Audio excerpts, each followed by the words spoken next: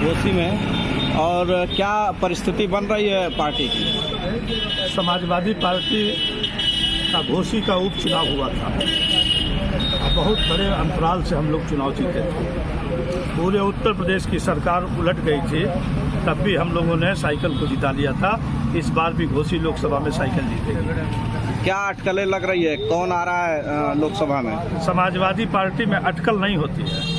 Samajwadi party में Samajwadi party का parliamentary board होता है। पार्लियामेंट्री बोर्ड जो तय कर देता है, हम लोग सब लोग उसको स्वीकार कर लेते हैं। कई लोग समाजवादी पार्टी छोड़कर और दूसरी पार्टी में शामिल हो रहे हैं। ये जब चुनाव आता है तो ट्रेन चलती है, ट्रेन में लोग मुसाफिर बैठते हैं, अगले स्टेशन पे उतरते हैं, फिर जितने उतरते हैं उतने ज़्यादा चढ़ जाते हैं। ये समाजवादी सफ़र है, इसमें लोग आते हैं जाते हैं, इस बात की चिंता नहीं की जाती है। स्वामी प्रसाद मौर्य को लेकर क्या कुछ कहना चाहेंगे? तो आप बेहतर जानते हैं, उन्होंने एक दल बना लिया।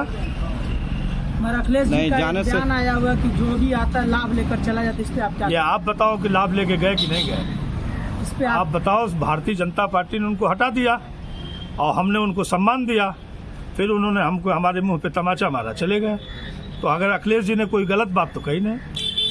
क्या अखिलेश यादव और शिवपाल यादव की गुटबंदी अभी भी पार्टी में चल रही है क्या? अभी भी आपका मन बड़ा नहीं हुआ है। अखिलेश यादव के चाचा हैं और शिवपाल यादव, अखिलेश यादव उनके भतीजे हैं।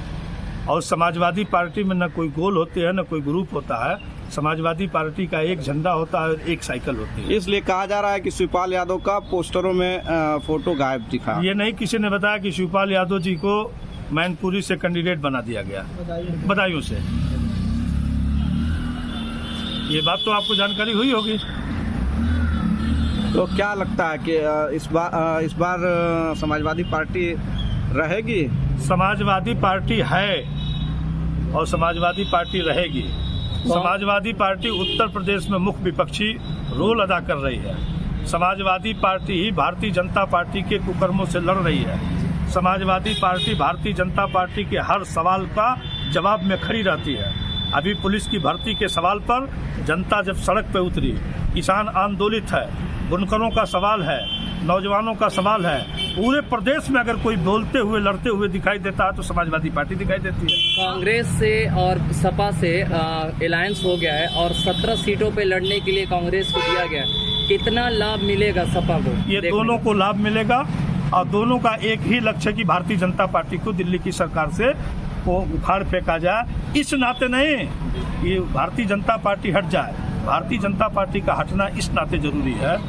आपको याद होगा कि भारतीय जनता पार्टी के केंद्र की सरकार में मंत्री आज भी बने हुए हैं जिन्होंने कि अपने टायर से किसानों को रौंद दिया।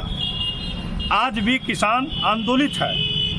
भारत के प्रधानमंत्री ने किसानों से माफ़ी मांगा और उन्होंने कहा कि सारी मांगें हम वापस करते हैं। उन्होंने कहा मेरी तपस्या में कोई गलती रही होगी।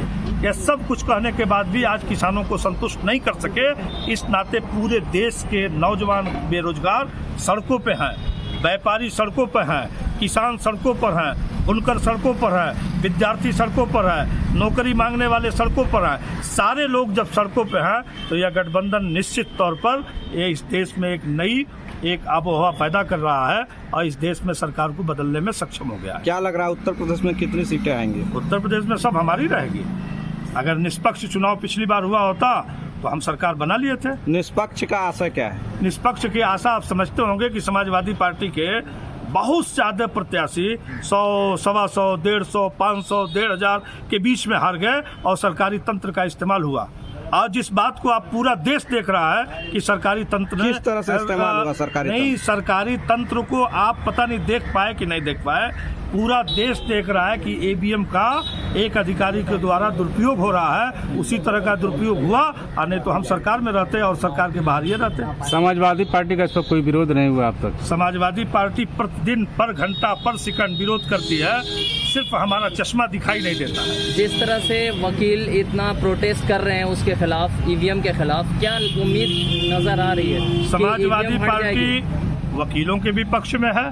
समाजवादी पार्टी निरंतर कह रही है कि जब मशीनें हैंग हो सकती है, मशीनें गर्म हो सकती है, मशीनें बिगड़ सकती है, मशीनें बनाई जा सकती है और जिस मशीनों का इंतजाम जिस देश के लोगों ने किया, उस देश में ईवीएम से चुनाव नहीं हो रहा है, बैलेट पेपर से होता है। इस नाते जनता को